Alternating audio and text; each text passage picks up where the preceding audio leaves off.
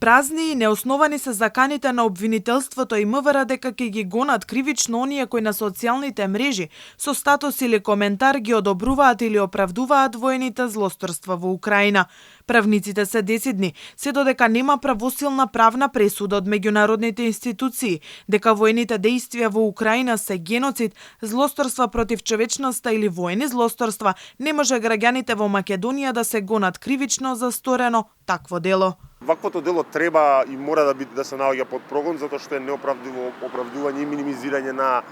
геноцид, воени злосторства, злосторства против ранети, болни, воени заробеници, меѓутоа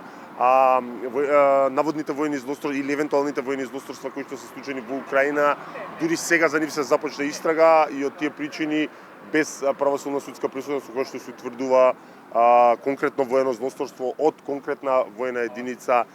кривичен прогон не е можен. Граѓаните секако може да се гонат кривично кога би одобрувале или оправдувале геноцид или воени злосторства кои се веќе утврдени. Ако некој го оправдува или минимизира военото злосторство, односно геноцидот во Сребреница, кое што е утврдено со меѓународна правна пресуда од трибуналот во Хаг, во тој случај би се нашол под прогон на ова дело кое што е казнено со 1 до 5 години, па ако е за дискриминација